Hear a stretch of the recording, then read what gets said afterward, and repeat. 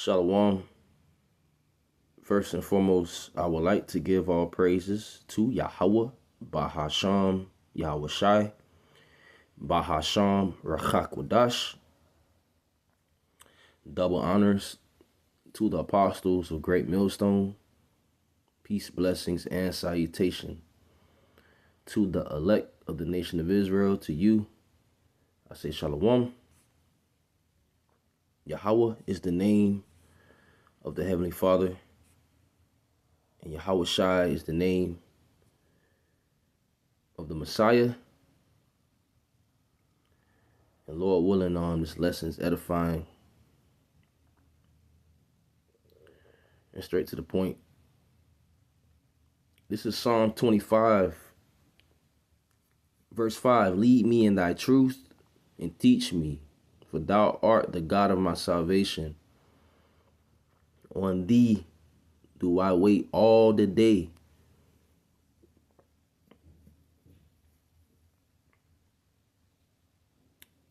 So we asking Yahweh Ba'ashem Yahushua to lead us by his truth and to teach us his truth. Okay? And we put our hope and trust in Yahweh Bahasham Yahushua.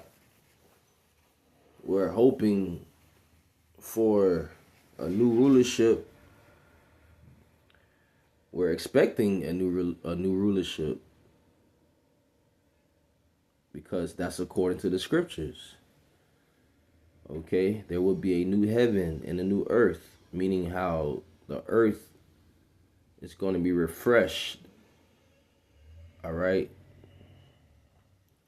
So I want to go to the book of Revelation, chapter 21, verse 1. And I saw a new heaven and a new earth, for the first heaven and the first earth were passed away, and there was no more sea. Right. Let's go into that word new, because it's going to be a new rulership. It's going to be a new earth. The word new is kainos. It says recently made, fresh, recent, unused, unworn. It's going to be a recently made rulership. That's going to be Yahweh Shai going to be ruling in the kingdom, and the rest of the 144,000, the men, the governing body. His government is men. All right, it says of a new kind, unheard of a new kind, fresh. Okay.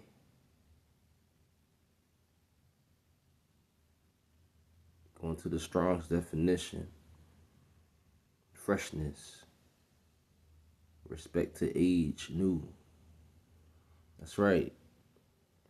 This place needs a reset, because wickedness have taken root in the earth.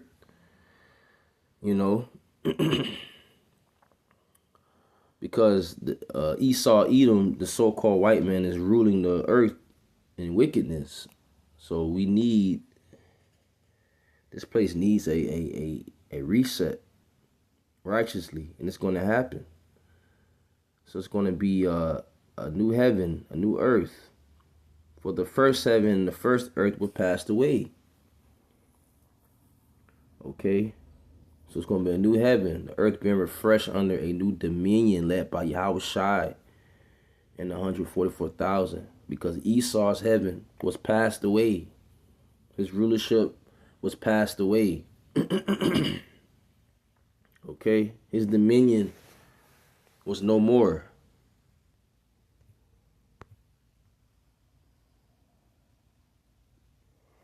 This is 2 Ezra chapter 6, verse 8. And he said unto me, from Abraham unto Isaac, when Jacob and Esau were born of him, Jacob's hand held first the hill of Esau. Verse 9, for Esau is the end of the world, and Jacob is the beginning of it that follow it. Esau is Edom. The Edomites are ruling this world in this current age right now. Okay, and he's the end of the world. Jacob is the beginning of it that follow it. Jacob, the Israelites, will rule in the world to come once Esau goes down. But this kingdom must go down. It has to go down for righteousness to be established. All right. Going back to Revelation chapter 21, verse 1, it says, "And I saw a new heaven and a new earth, for the first heaven and the first earth were passed away, and there was no more sea." The sea represents the people. Okay? There was no more sea. No more people. No more people in the sense of them ruling. You know? This is the book of Isaiah chapter 47, verse 1. "Come down and sit in the dust, O virgin daughter of Babylon. Sit on the ground. There is no throne, O daughter of the Chaldeans. But thou shalt no more be called tender and delicate." The daughter of Babylon is talking about America, which is Babylon the Great. And it says sit in the dust, going into to them being abased. Okay. Also, it's a sign of mourning and grief. And the point is, it says there is no throne, right? Because Babylon is losing their influence, their power, their dominion, their authority. Okay, their rulership. So no more power for Babylon the Great, who's being ruled and ran by the elite banking families, who is Esau, Edom, primarily the Amalekites, the chief house of Edom. That's those small hats, those 1948ers. Okay, they wish they was us people, right? So there's no throne. Okay. John, the beloved, the apostle, saw a new heaven and a new earth. This is Revelation chapter 21.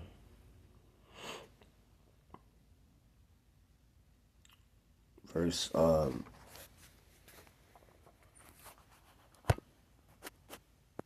let's get Isaiah chapter, the book of Isaiah chapter I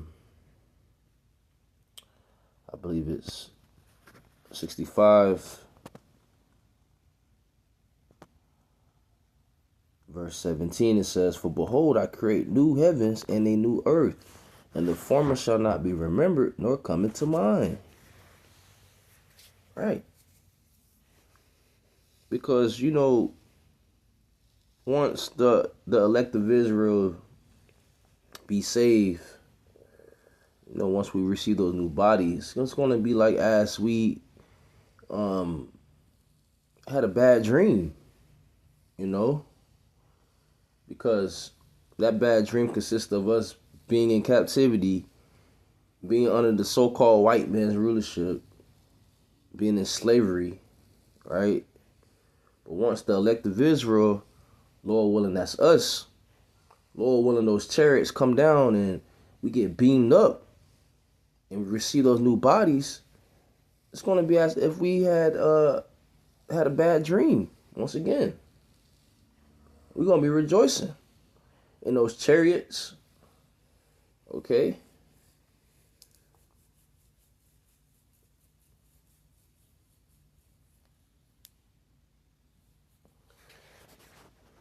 This is the book of 2nd Ezra. And that's why we got to wait upon Yahweh by Hashem Yahushai. For we wait upon Yahweh by Hashem Yahushai all day. This is 2nd Ezra chapter 4. And I want to start at verse 20. 28, but as concerning the things whereof thou askest me, I will tell thee, for the evil is sown, but the destruction thereof is not yet come. So evil is sown here. Okay, this is hell. This is the so-called white man's heaven. This is hell for people, especially for the Israelites, which consist of you so-called Latinos, you so-called Negroes, you so-called Native Americans, you so-called West Indians, and so-called Haitians. We are the Israelites. You so-called Hispanics, we are the Israelites. And we're experiencing hell under this so-called white man's rulership, who is Esau Edom. So bad times is sown here, evil is sown here. If therefore that which is sown be not turned upside down, and if the place where the evil is sown pass not away, then cannot it come that is sown with good. So this place has to be turned upside down. This place has to pass away for the kingdom to come. Okay, which is going to be what? It's going to be good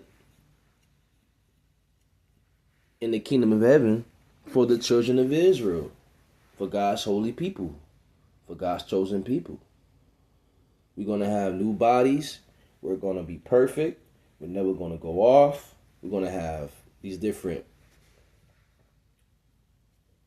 nations in subjection. Okay. Our children will be safe in the kingdom. Everybody's going to be safe. This is the book of Revelation, chapter 21. In verse 4, and God shall wipe away all tears from their eyes, and there shall be no more death, neither sorrow nor crying, neither shall there be any more pain, for the former things are passed away. That's right. No more crying, no more tears, no more pain, no more diseases, no more of us being under the curses that the Most High put upon us, which we're experiencing those curses right now as we live. You know, we're under the curses that the Most High brought upon us. All you have to do is read the book of Deuteronomy, chapter 28, start from verse 15 on down.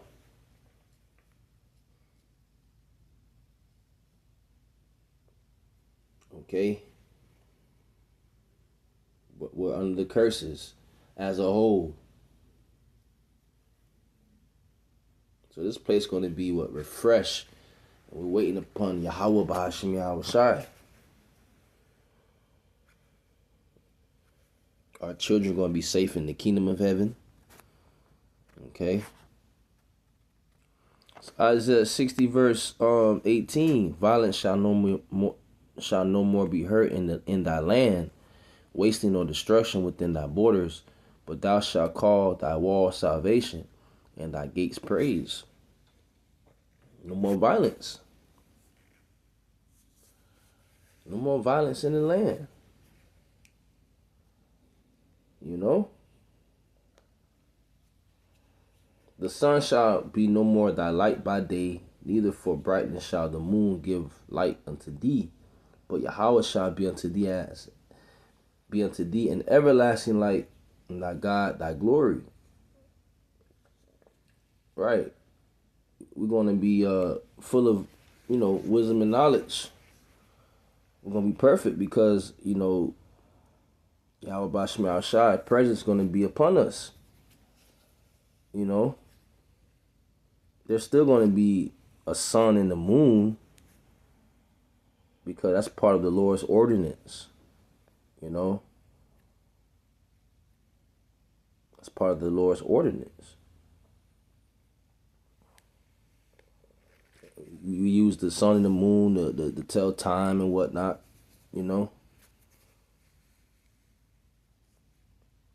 Thy son, it says, thy sun shall no more go down, neither shall thy moon withdraw itself, for Yahweh shall be thine everlasting light, and the days of thy mourning shall be ended.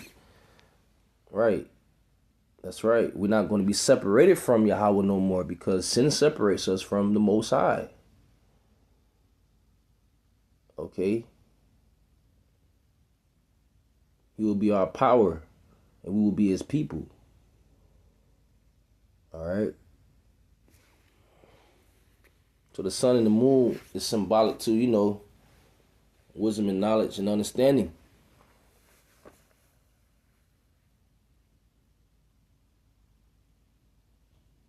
It says, verse 21, that people also shall be all righteous.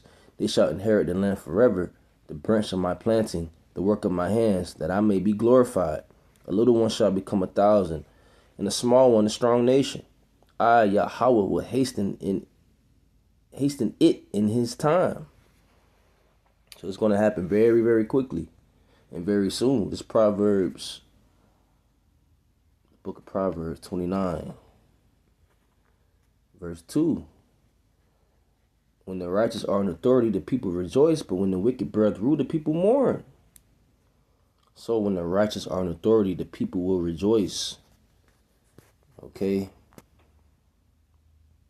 It's going to be a righteous rulership. And this is something that we're waiting for.